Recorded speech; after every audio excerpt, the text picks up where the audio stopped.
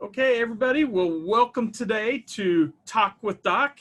It is my honor to welcome in Teresa Paterson Bartch. Today's topic is trauma, the pandemic, and the special needs family, and just an extremely important topic that we need to address. I think far too many people are trying to ignore this, and one of my hopes today is that we bring this into the light and also let people know it's absolutely okay to talk about it. Know that this pandemic is causing trauma in our families and that we need to talk about it. We need to know that there's things that can be done about it. So Teresa, welcome. Why don't you just take a minute and introduce yourself, let everyone know who you are and what you do. Wonderful. Thank you so much for having me today. It's such a pleasure. Again, my name is Teresa Paterson Bartch. I am a licensed professional counselor and a licensed clinical professional counselor in 2 different states. I'm also a registered play therapist supervisor, which means I supervise a lot of people in how to utilize play therapy in a therapeutic context. I'm also a certified trauma professional. I've been doing different types of trauma therapies with children and families through EMDR, which we can talk about a little bit later if you'd like, or also internal family systems model, which is really a family systems model that kind of helps the whole family, well, actually the individual, to be able to identify the different parts of themselves when they're experiencing traumatic events and how to communicate and actually function better within the family. And I've been a professional counselor since 2013, started my practice after spending about 20 years working with special needs families through an inclusion center and medical fragilities. And then also I was a strengthening families coordinator for the state of Kansas, being able to help with early intervention, like with autism screenings and also trying to prevent child abuse and neglect. Because we know that one thing, whenever families are experiencing any type of adversity, it kind of opens the door a little bit for other types of problems to arise that we may not necessarily think of. And so we kind of equip families to be able to handle that kind of thing. So also do a lot of adoption work. So when I do adoption work, I'm usually after families have adopted children, kind of helping with that transition so that attachment concerns can be corrected, so that they can be well adjusted and a good member of the family and experience that love and everything that they need anyway. So that's kind of me in a nutshell. And I'm a mom, love being a mom. So yeah, that's one of the most important things there. Absolutely. Yep. So again, thank you for joining us and just let anyone know who's listening. If you're on our Zoom call here, if you've got questions for us today, you can put those in the chat. And we're happy to answer those as we're going. If you're watching on Facebook Live, please go ahead and put those in the comment section. I'll be monitoring those as well, and we'll be happy to answer any questions that come up throughout the day. But Teresa, let's first get into it. The pandemic that's going on, it's thrown everybody for a loop. But especially right now, our families with disabilities, many of them have been trapped in their homes for 6 months. They're not really getting out. Most of these families their kids aren't going to school. It's at home. Routines are completely off. Everything's just chaos. And that, correct me if I'm wrong, is just a perfect breeding ground. I can't talk all of a sudden, for causing trauma. So would you just take a minute to, one, describe what trauma is and how we can identify it in someone? Yeah, that's a really great question, because trauma can be absolutely anything. And it really has a lot to do with the person and themselves, what their natural baseline is for handling adversity, and how they perceive the situation and how it's affecting them. So really being able to identify trauma is going to be extremely individualized. So really my biggest thing that whenever I'm working with families, I really want them to know that you have to be able to really know your kiddo and know them in like a typical situation, because it's going to show up in different ways, like behavior, sleeping problems, eating problems, sometimes even, like potty problems, or not just getting along with people or having meltdowns and temper tantrums, but it could definitely have a lot to do with how they interact with their world too, like isolating themselves, avoiding problems, focusing and concentrating even on schoolwork is another big thing too.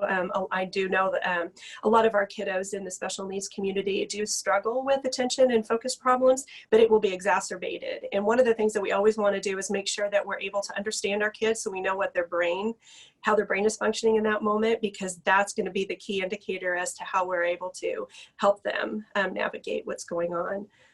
Now that also includes our parents, right? Because our parents are trying to nurture these kiddos, and they really have to pay attention to themselves too in order to know how they are experiencing the trauma that we're all experiencing, so they can take care of themselves so they can take care of their kiddos.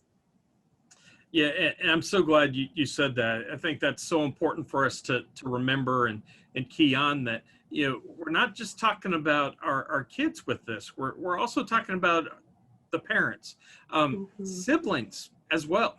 I know for a fact I've already dealt with 5 of our families who they've got middle school or high school age siblings who, at the beginning of this pandemic, when we were all in lockdown, they didn't do well with being in confinement, can't be with their friends, and all of a sudden they attempted suicide. And so all of a sudden they have these other things. Well, that now is causing extra trauma for the parents as well, and trying to work through that. So, it's truly, this can affect the entire family, not just the individual with special needs. It can affect the siblings, and by far the parents, trying to juggle with everything. Again, many of the times our parents are single parents. And then, we've had several, as the rest of the country, have lost their jobs through this. So those are all risk factors that just raise the level to have more trauma with this. And something else that people don't really relate to, but can set you up for PTSD, which is all trauma that we have to remember and think through. But I think we can be proactive, recognize steps, and we can help prevent long-term symptoms with things. So, thanks for, helping with that. What are some things though that we can do once we start recognizing that, okay, routines are off, things are going on, we may be having some trauma. How can we lessen the effect of the trauma or really help work through that? Yeah, when I think of that, I'm thinking of like how individuals in the family come together to foster resiliency for each other.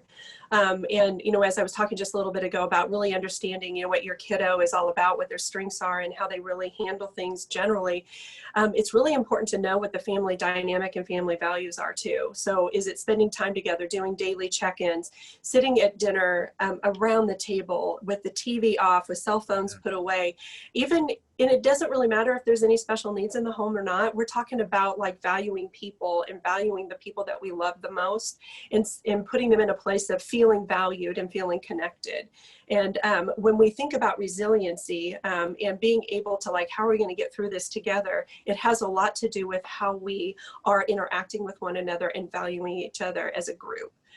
And so I know there's a lot of families that do struggle with, some adversity, like with single parenthood, or, maybe they're even going through, some sort of separation or divorce right now as well. And so kind of thinking about what do we need in order to feel safe? And it's emotionally safe, not just physically safe, but how do we approach our daily life so that we can foster that safety with each other? Because that's when we're all come home, or when we all turn off our computers after we've been at school for the day or at work for the day, and we go back into the living room to spend time with each other, we need to feel that connection and that safety. So I think that probably does lay the foundation of being able to even do other things like enjoy each other, like play board games, go for neighborhood walks, or whatever that looks like. But we have to be able to know what it takes for our family to foster that resiliency and safety. Yeah, the great points. I think that's one of the blessings, if you would, from this pandemic, is I think it's helping a lot of families actually find that time together with one another. That I think just the way society we got to the point where the family unit was being pulled apart, and it's just what you said. If we can put away the electronics, Find time to be together and enjoy one another.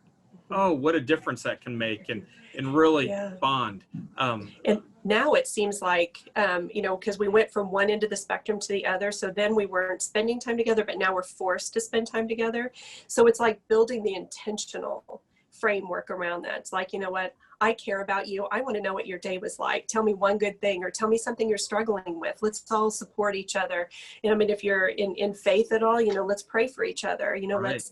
Let's do something to help lessen your burden and let us come together. And so, I mean, we are seeing a big shift, but it's a big shift for people because we're used to not like going and doing our own thing. And, and even when we come home, like isolating ourselves, like I just need to come, kind of calm myself down before I can engage with my family. But now we're all together all the time. And it makes a big difference. So changing the shift from like, okay, now we're hanging out together, but I'm being intentional about what I'm doing when I'm hanging around you. Right. So that it kind of fosters that in them. So, yeah. Yeah, that's great advice. So, let's shift gears just a little bit. We've got our family, like you said, we've got behaviors rising, having a hard time concentrate, all these other issues. What are some things that, when does a parent need to seek help, or what, how do they know, uncle, that it's more than they can handle with it? What are some ideas there? Well, I'm a huge advocate for mental health, obviously with my career. So I'm going to start with that, right? Is number one is just recognize that everybody needs help. We are all in a place of like, parenting gets too big. And if you don't have other people to help navigate with you and to support with you, then you are going to feel overwhelmed and you're going to feel inadequate. You're going to feel chaos. You're going to just feel all this stuff come over. So my first knee-jerk reaction to that is like, seek help right away. Don't wait until there's a major problem to where you're at your wit's end and you just don't know what else to do. But when you start to notice that there's a change or something that's overwhelming to a certain degree for any one of you members of your family to handle, reach out. There's a lot of talented counselors in our community. And I would definitely make sure that you reach out to somebody that's very well versed in understanding family dynamics, children, because children are very different than adults, to give them an opportunity to be heard and understood. And then to find somebody that is, I would say maybe even at the expert level of being able to understand what trauma does, how it changes the dynamics of relationships, and how it changes the dynamics of somebody's even personality to a degree, and also the way their brain responds to stimuli. So, I mean, having somebody that knows that can really help you see it from a lens of like, it's not your kid and it's not your family, it's the trauma talking. And let's find a way to help you resolve that and reprocess it so that you're coming from a clear perspective and not something that's going to make you do something or say something or feel something that isn't typical for you, even for your family. Right. Yeah, that's good. And agree completely. And I can't agree any more on the being a mental health advocate. We need to, anyone hearing this, it's always okay to ask for help. Always. There's never a problem with it. And, the other thing I'd say is it could even start off with just a friend, just even reaching out to a friend, a relative, a neighbor, just, talking with someone. A lot of times, and correct me if I'm wrong, Teresa, I think a lot of times just having someone else to talk with about it can be the first part in trying to heal, trying to get through this. So I think that can bring a lot of healing and a lot of help with it. Yeah. And I think a lot of parents and children and teens that I'm working with right now, they want to be validated. They want to be heard. And so I think you're absolutely right, seeking, a stable friend, to be able to talk to and just kind of bounce ideas off of, seeking, a religious leader, whether it's in your church or, or somebody that that just, it can be grounded in truth and to be able to kind of help you stand stable. And mental health professionals, we're trained in a different way. Obviously, a lot of us already have that capacity for caring and and helping people heal, but we're also trained in a way to kind of help keep things on target and not like rabbit trail all the time. So whenever we are doing our good work with our clients, we're wanting to make sure, number one, that they're validated, they're heard, that they're cared for, and they know they're not alone in this. But we also have specific reasons of what we're doing. We have a target as to what we're working toward, and it's our job to kind of help you stay on that as well. So sometimes it's kind of like, yay, I'm your biggest fan, I'm your biggest cheerleader. But then there's times it's like, man, we got to work hard. Let's do this. We got to get to this other side. And I think that's part of the thing too about, like the stigma that surrounds mental health, and like even asking for help is like, there's something wrong with you, or maybe you're not doing something right, or, you're going to, be ridiculed or, demeaned, by even asking for help. But really what the nature of it is like, we're here for you. We want to know exactly what it is that you need. And we're going to meet you in that place. And we're going to help you navigate the path to finding that healing and wellness that your family needs. Right. And the other thing I'd say on top of this is none of this has anything to do with how good of a parent or how bad of a parent you are. Absolutely. Has nothing to do with parenting. It's just life events right now that are out of your control.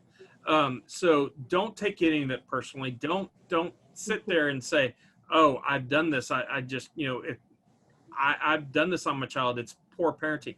That's absolutely not it. Those are absolute lies that the enemy's putting in your head. Don't listen to them. And that's the trauma talking. It is the trauma they're talking. So that's again why it's so important to find the friends, to find other people. SOAR, we offer a parent support group once a month where it's great when you can get with other parents to sit and talk. It's the third Thursday every month. We just had it last night. Where you can get with other parents who get it and understand it, where you can share and talk. And so that helps. And then, we also are doing a virtual respite by age for the individuals with disabilities, because a lot of them aren't in with other kids their age or doing that. Even being able to see someone else virtual can make such a big difference for them. And just that change of scenery can be different. So, try to find things that can help shake things up a little bit. I think can also help the families out. Not just having that family time, that personal time, but if you can find something that's in a safe environment that can change things, give them a little bit different exposure, can just break up the monotony from this pandemic. Yeah. A lot of things that we try to encourage our families to do too is, whenever I said earlier, just kind of taking family walks around the neighborhood, but I mean, it's like maybe pick up a hobby that's going to keep you active and kind of focused off of the stuff that's really bringing you down and causing conflict in your home. So what I want to do is we've even seen some family taking into the family, they'll set it up and cook it, and then somebody else will set the table, and then somebody's in charge of like leading the prayer. So we see like not only just like learning new skills together, enjoyment together, but we're also seeing a different level of cohesion together too. In the very beginning of this pandemic, we started to notice a lot of people like, really, I don't like this person in my family. I don't want to spend time with them. And now it's shifting into like, wait a minute, we're finding commonalities now. We're learning how to communicate because we're enjoying our time together. So we do see a little bit of a shift. So it's really important to kind of look at it from that focus too, of like, we can all find something that we enjoy together. One person might like video games, one person might like motorcycle riding, but you know what? There is something out there that everybody likes. So. Right. Absolutely. I want to get back to the parents, real quick. And because I think a lot of times the parents will try to, especially when you're dealing with a parent of a child with a disability, in my view, these are amazing parents in the first place. They handle so much and they're just amazing people. But they're so used to putting their head down and plowing ahead and facing adversity head on, that they forget to take a break for themselves, to take care of themselves, to have the self-care, and to get the help they need. So let's just take a minute and kind of talk about what we can do to encourage parents to take time for themselves and the need for that and how important that is in a time like this. Yeah, that's a really great point.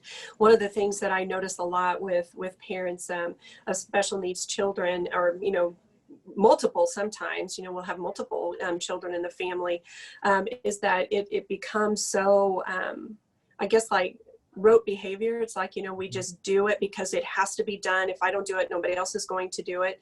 And there's usually not enough time in the day to handle all of the needs and all of the demands that are put on these families, no matter how much support they have coming in from respite or, organizations, for, whatever types of services that they're receiving. But one thing that I've seen some families work with, and they've actually their day to read something quiet so the parents can Teresa, read a book quick. or I don't want to read the Bible. Okay. You cut out there for that last sentence or so. I want to make sure we get that. We're saying one thing. Got it, no problem. I'll kind of back up just a little bit. I think maybe it can help me find out, like I was talking about how they structured their day with a little bit of quiet time in there, so that the children would have their own special thing that they could do where it was quiet, whether it's reading a book, coloring, building some Lego, something like that, to where everybody's doing their own thing, but it's all quiet at the same time. So the parents can do what they need to do as well. And it's so important, just like, we've always, and I'm a big advocate for child mental health, but also for parent mental health, because what you need to do is you've got to give your brain a break too. You have to be able to put yourself in a position to where you're allowing your brain to, in what we call, to be disrupted from the trauma, so that you can let your arousal system kind of regulate a little bit so you can do what you need to do, because there are a lot of demands on you. So if you need to do these little breaks 2 or 3 times a day, build in 15-20 minute breaks 3-4 times a day. Your mental health and your brain capacity is so important in order to be able to sustain the demands that are on you.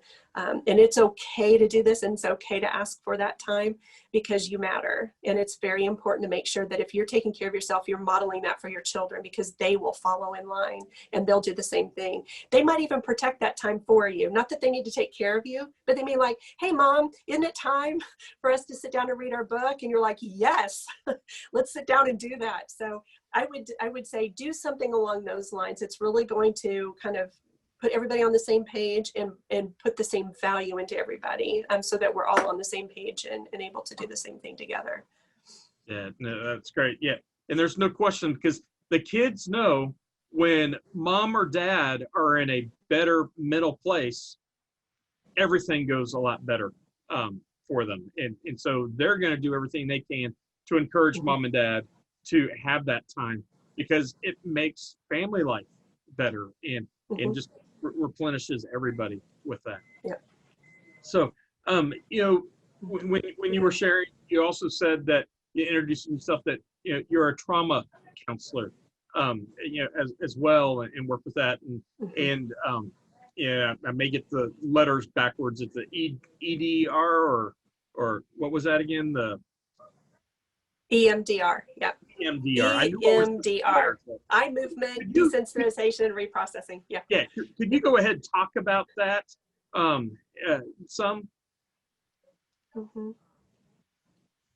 Yeah, absolutely. It is a remarkable modality that some therapists will use. And the eye movement desensitization and reprocessing is something that's been highly researched, and it's highly efficacious. And basically what it does is it provides an opportunity for individuals who've suffered some sort of traumatic event. And it could be absolutely anything, actually. It could be anywhere between high anxiety to war vets experiencing different things. Children with bullying, that's another one. So, and autism, it's really good for autism as well. There's a lot of research that's developing through that. So basically what it does is it provides an opportunity for you as the individual to access your trauma memories so that they can be desensitized. And what that literally means is that we decrease the intensity of the emotional response that's happening whenever the trauma event shows up. in your mind, and then we reprocess it along the lines of a positive cognition so that you're no longer triggered along the trauma memory. You are now in a place of being able to manage those difficult emotions whenever things come up that are similar to it.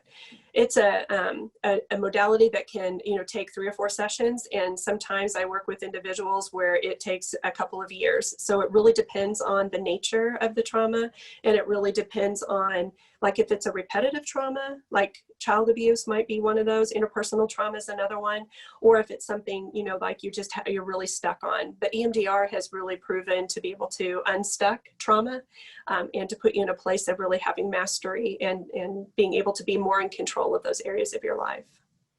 Wow, that's awesome. Yeah. So, what, as far as, trying to, and I know you work a lot with kids, with everything, when trying to help a child through, the trauma and everything, what are some of the best ways, what do you do as far as, helping them through unpacking the trauma and working through that?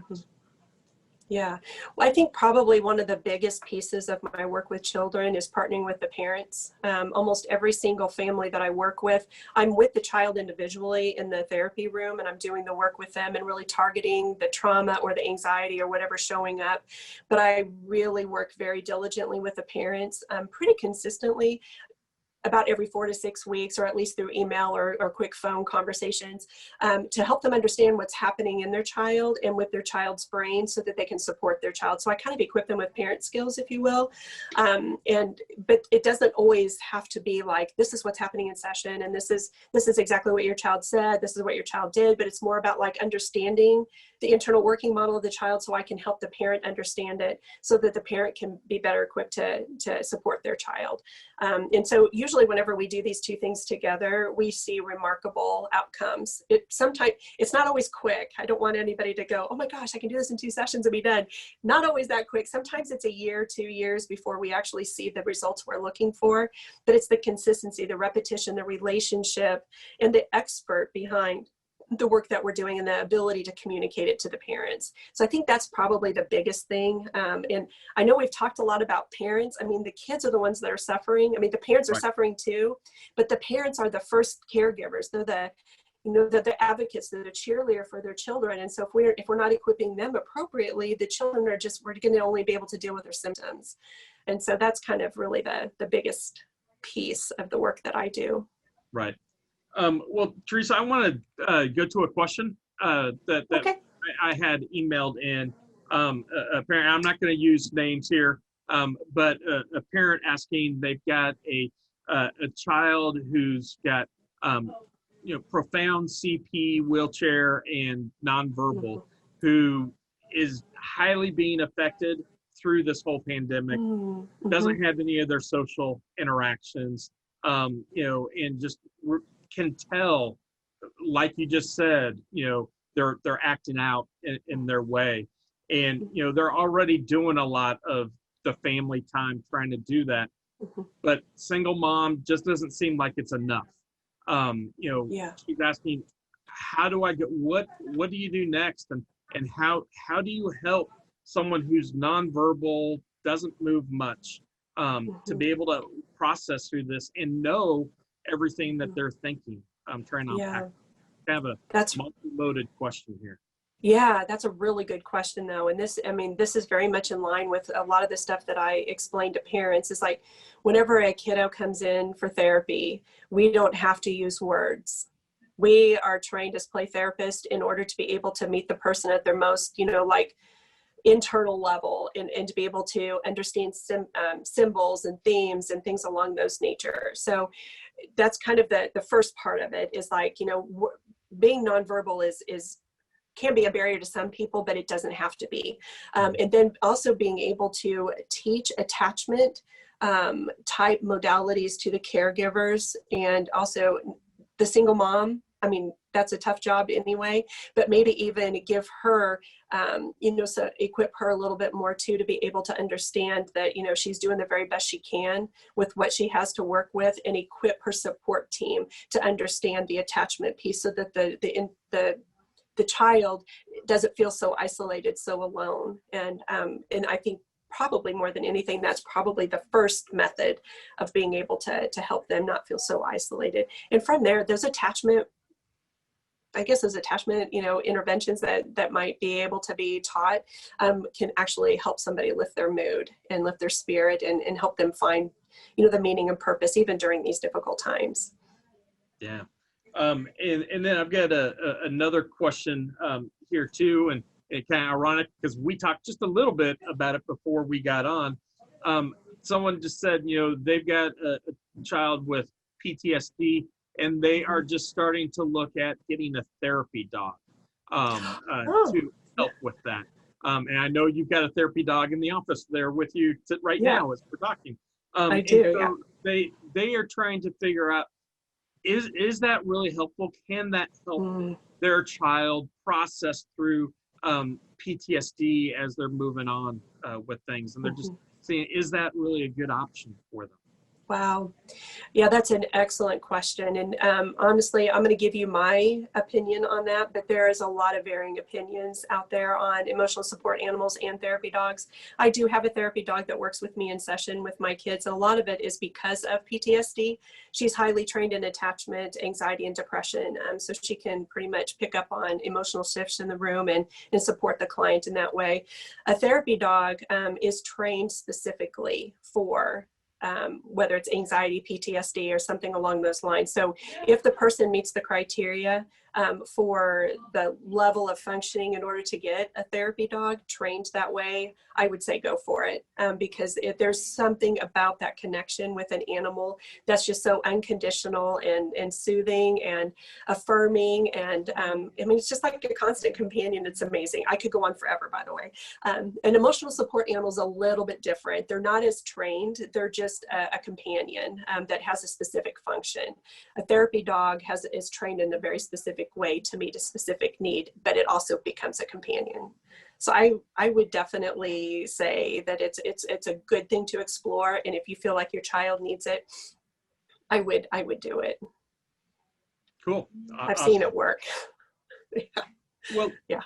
Well, let's, while we're kind of, the last couple of questions here are kind of already talking about, resources. Excuse me here. Resources that are available for families, especially dealing with their kids. Can you go ahead and just share and talk about, just what resources are available for families in the community, outside of counseling, just everything else, when someone's looking to get some help outside of, their immediate network? Yeah, that's a really good question. And unfortunately, I think my answer is going to be not enough. There's just not enough out there for families. I think what ends up happening is that, every person who has this, excuse me, I'm so sorry. Let me grab a drink real quick. It's contagious. We both got it. Yeah, I've been talking all day too. So I'm kind of like, oh my gosh, there's going to be a breaking point. I think we just hit it. But I think what ends up happening is, even though we might have like special needs that are very similar, like autism is very similar, learning disabilities are very similar, physical disabilities can be very similar, but we still have the same restrictions across the board, is that there's always limitations to people accessing the type of resources that they need.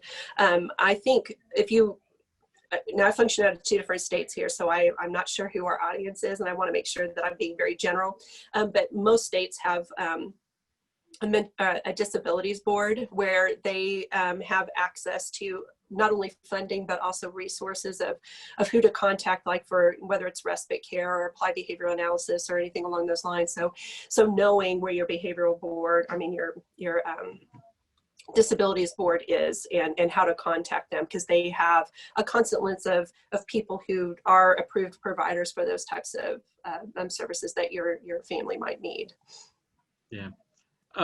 So do you, to help through this whole process, especially right now in this pandemic, do you think it's helpful to help the kids to find outside things, like we were talking about trying to get a little, even if it's virtual, a virtual respite, or just Mhm. other things to try to break up the monotony, if you would.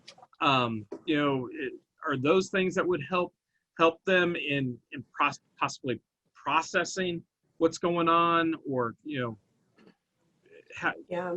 do you think? I do think, coming from a systemic lens, people are wired for connection. So whenever we are not connected, that's when you're going to start to see other things creep in, like depression and feeling isolated, alone.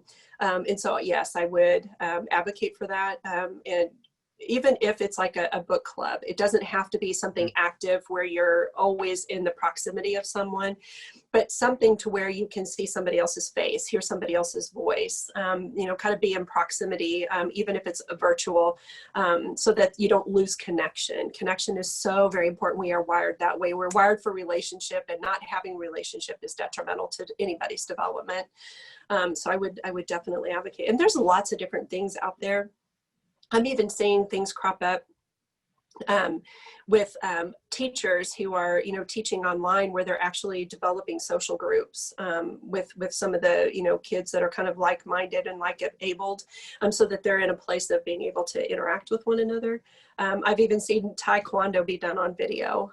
So I'm like, there's things out there that can really support anybody's level of comfort with being around other people. Yeah. Well, I want to shift gears just a little bit again. We have several, people who are listening who are disability ministry leaders at different churches throughout the country in that. And so, I think it's important for ministry leaders to be aware of this and cognizant with the whole trauma. So what would be some things that you would say to leaders in different churches, either to be aware, or things that they could do to help meet the needs of especially our families with disabilities when it comes to trauma in the pandemic? Yeah, man, that's a great question. And I'm a former pastor. I spent some time pastoring children and families, so I'm very familiar with it. Of course, I've never done it in a pandemic, so right, like, it's different. That's a whole new thing. So, but some words of advice that I would give them in encouragement is that you are probably going to feel inadequate. And you're probably going to feel like, I don't know what to say, I don't know what to do, and I don't know where to turn when this family's coming to me. And so I'm going to go back to the basics of like just validating, listening, caring, leading, and just letting the family know they're not alone and that you're alongside them. You're actually shepherding them toward what you know that they need, which is connection and support, and just knowing that they have what it takes to get through this. We just have to find that sweet spot with them on how to make their family work and not feel so chaotic and just so overwhelmed with everything that's going on, because really they're doing the best they can. They're doing everything the way that they know how to do it, and they are the advocate for their family. So just listening and being in that place. And also I would encourage them to make sure that they're spending a lot of time, supporting one another, in the ministry, and because everybody's kind of feeling the pull when it comes to helping people, when everybody is feeling so much overwhelming and so much demand on their lives right now. Yeah, absolutely. That's huge. And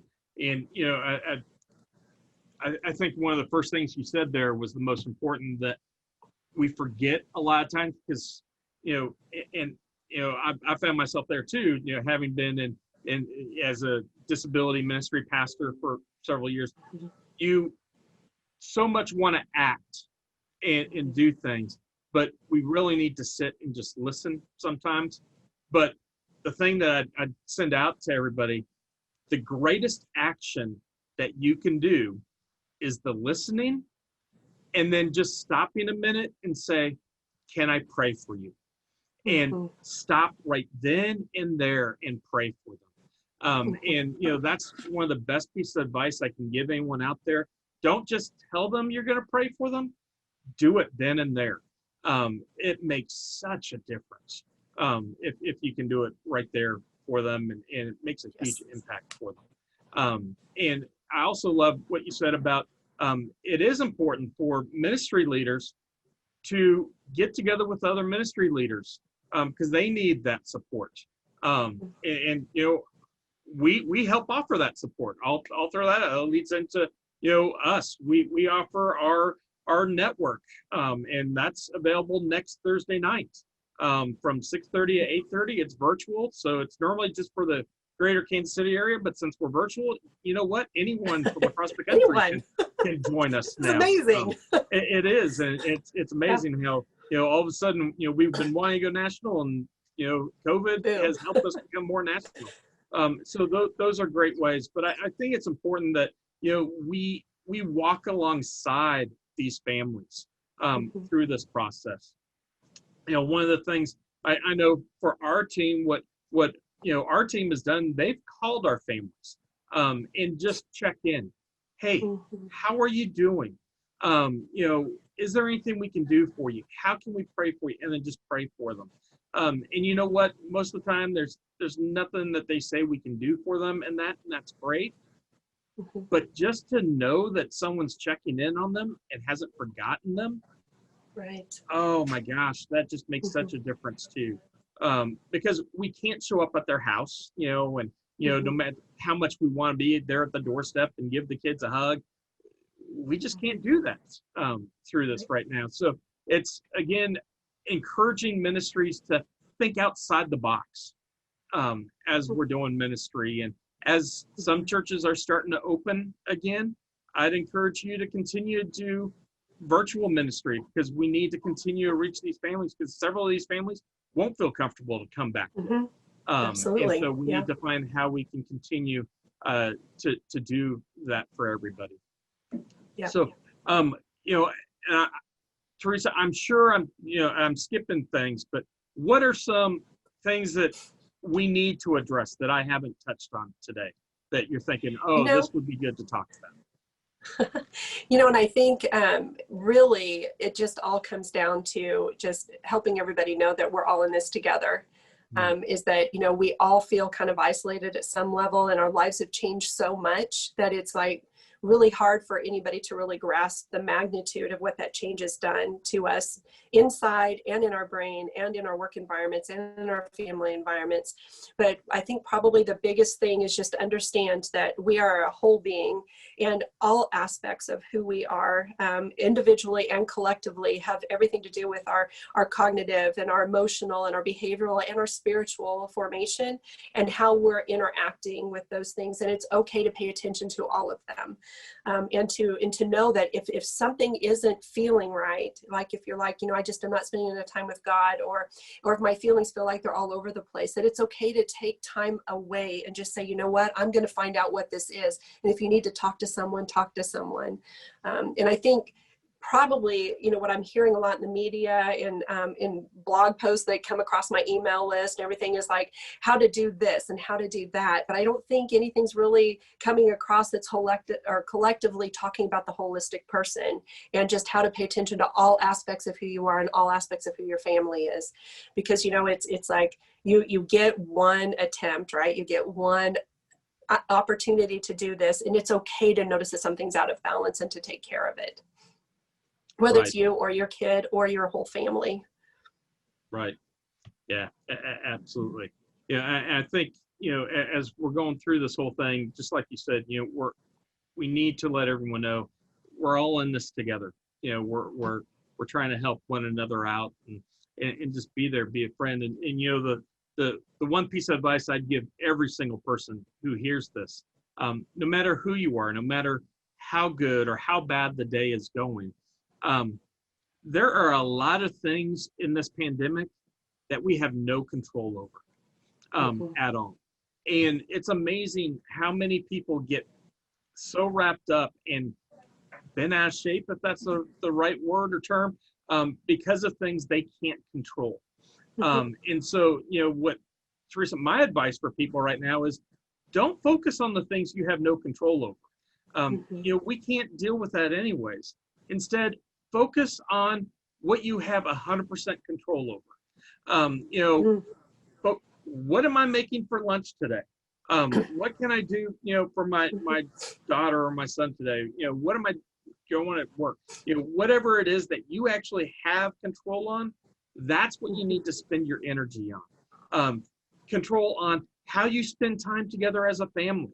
There are worthwhile things to invest your time on, and that's going to help you produce a positive mental health with it.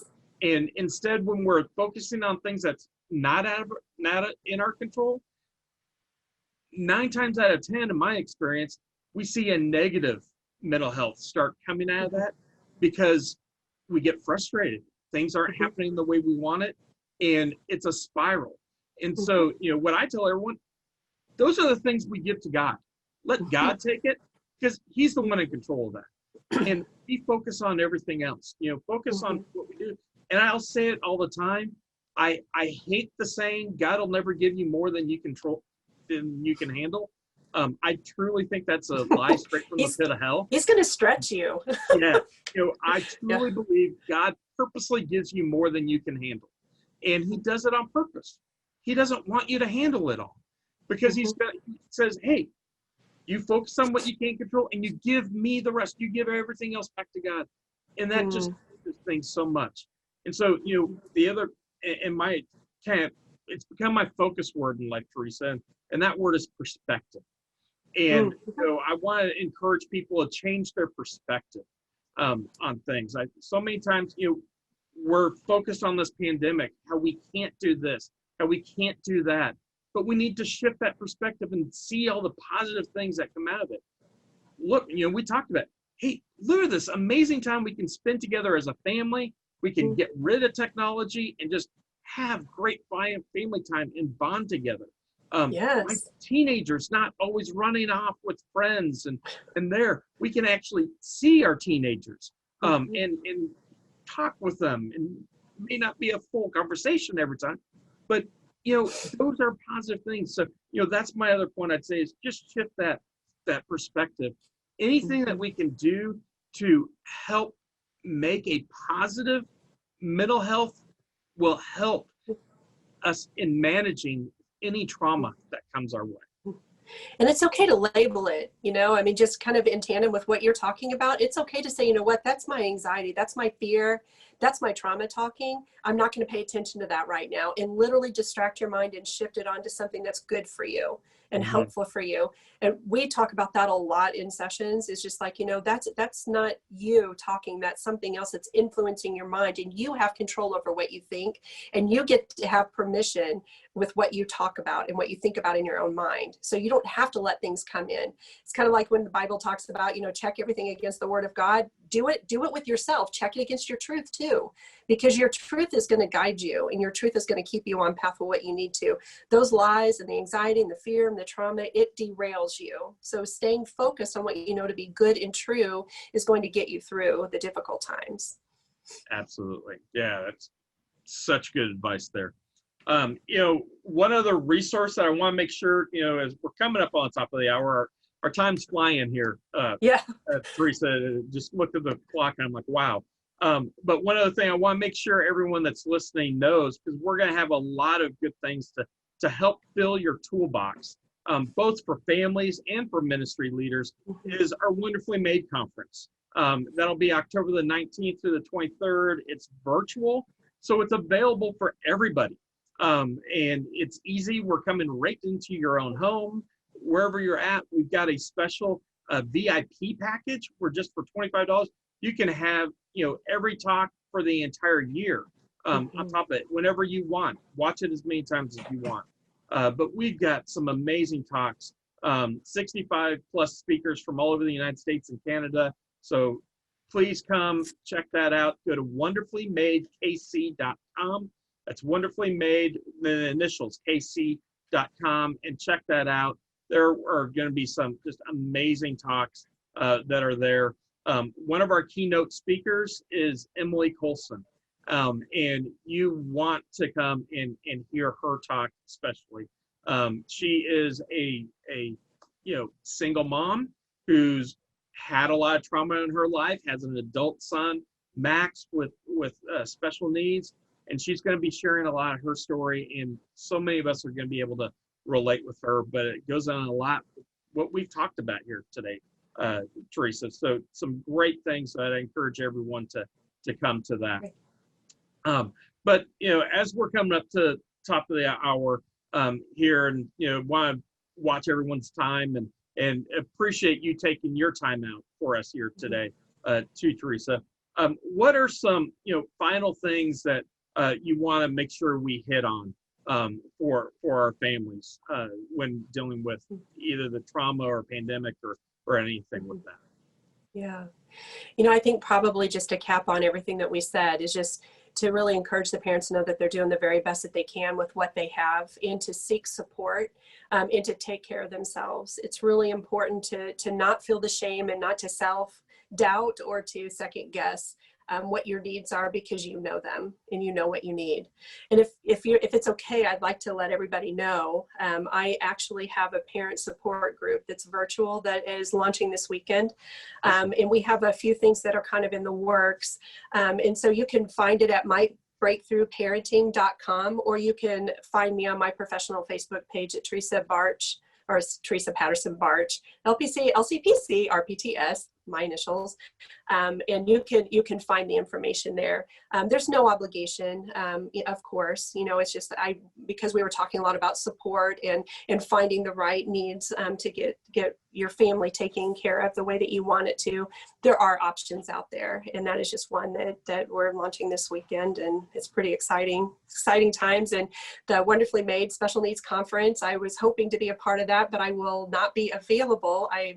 My anniversary weekend. So we're investing in ourselves during that time. See, it's okay to do that kind of thing. Otherwise, I would have been there. I was hoping that it would work.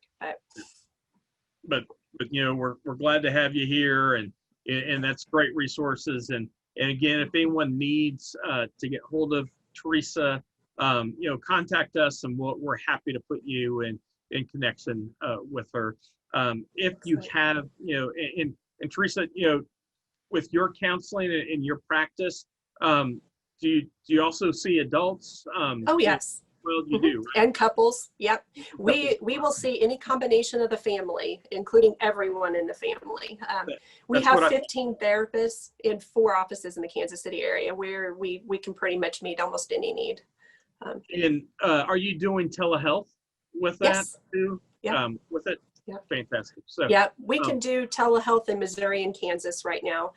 There are special circumstances with COVID where we can do it outside of those 2 states, but those are not as often. But yeah, we can do telehealth. We're actually very well versed in it. It had a very, very easy transition during COVID because we were already doing telehealth ahead of time. So that's an option too. Wonderful. So, if, again, know you are doing an amazing job. Thank you so much. You too. and appreciate everything you're doing. And again, let me give a shout out to all of our parents who are out there. We love you guys. You are doing an amazing job as well. Keep it up. And keep it up. Take care of yourself. Take care of your kids. I hope today has been helpful for you. I hope you can recognize if some trauma is happening with your kids, where we can be proactive and we can completely prevent anything long-term from happening. But know there are people out there who are wanting to help you and are available to help you if you need it. SOAR, we're here for you. We've got our support groups. We got respite going on for the kids and everything. Teresa, her office, counselors. So there are plenty of, resources. Not enough, but there are resources out there. And, don't hesitate. Reach out if you need it. We are happy to refer you on and get you connected. I want to let everyone know about our Talk with Doc next week. We are going to be doing a sneak peek to the Wonderfully Made Conference. So we're going to let you have ideas of what's happening. We're going to be playing some snippets of some of our talks. We've got already have most of our speakers have their talks in already for us. It's all going to be recorded because I don't trust technology. And so we've got that. So we'll see that, and we'll have our SOAR team on, and then we're going to have a lot of surprises throughout the day. So make sure you check in, and we may even have some extra special surprises. So we'll just throw that out there. Encourage you to come to that. But again, I can't encourage any of you out there enough to go to wonderfullymadekc.com and be a part of the conference. Take it in. You do not know what you're missing until you see it. There's so many things that can help you out, and we literally have stuff on everything for you with that. If you enjoy what you're seeing here, we'd encourage you to partner with SOAR moving forward. Help us financially and be able to continue to do the Talk with Doc. You can go to soarspecialneeds.org/donate and help partner with us financially to do that, and we'd love to have you. But Teresa, again, thank you so much for taking time with us today. Thank you. This has been fantastic, a well-needed talk that I really hope our families can take to heart and know. And again, let me just end it. It's always okay to ask for help, and Absolutely. never feel bad to ask for help. So Teresa, Absolutely. thank you so much for being with us. Yeah. Thank you for letting me be here. I appreciate it. Take All care, right. everyone. Have a blessed day. Bye-bye. Thanks, you too. Bye.